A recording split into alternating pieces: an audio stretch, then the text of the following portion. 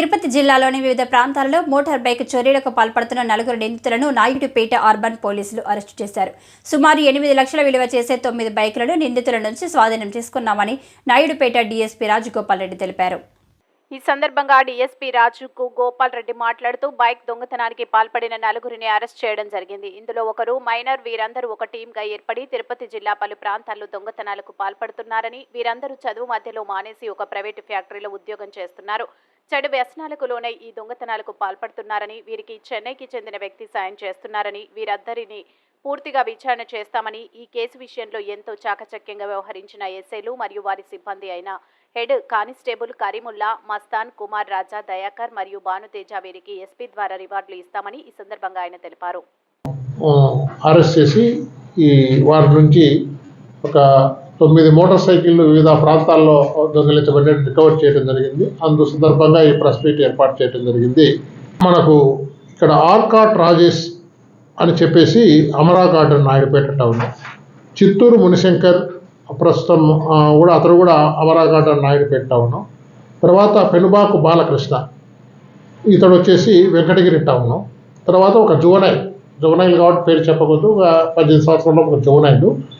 వీళ్ళు 4 ఒక టీమ్గా ఏర్పడి గత కొద్ది కాలం నుంచి 2-3 నెలల నుంచి కూడా ఈ నాయుడుపేట పట్టణము వివిధ చుట్టుపక్కల ప్రాంతాల్లో ఈ మోటార్ సైకిల్ దొంగతనాలు చేయటం జరుగుతూ ఉంది. దరిదాపు వీరిని ఈరోజు ఉదయం ఒక మోటార్ సైకిల్పై పోతున్నప్పుడు అరెస్ట్ చేసినప్పుడు వాళ్ళు నాయుడుపేటకు సంబంధించి ఒక 4 మోటార్ సైకిళ్ళు, అందులో ఒకటి royal Enfield, 2 royal Enfield, 2 Bajaj Pulsar బండ్లు, చిట్టామూరు పోలీస్ స్టేషన్ పక్కన దానికి సంబంధించి ఒక 3 బండ్లు, ఒకటి బజాజ్ పల్సరు, ఒకటి హీరో హెచ్ఎఫ్ డిలక్స్, ఒకటి బజాజ్ పల్సరు 3, తర్వాత పెళ్ళకొడుకు సంబంధించి ఒకటి బజాజ్ పల్సరు, నెక్స్ట్ పుత్తూరు సంబంధించి ఒక హీరో హోండా యాక్టివాను స్వాధీనం చేసుకోవటం జరిగింది. కూడా ఎక్కడ డబ్బు కోసమని ఎవరో తమిళనాడు నుంచి వీరికి ఒకరు పరిచయం అవుతారు.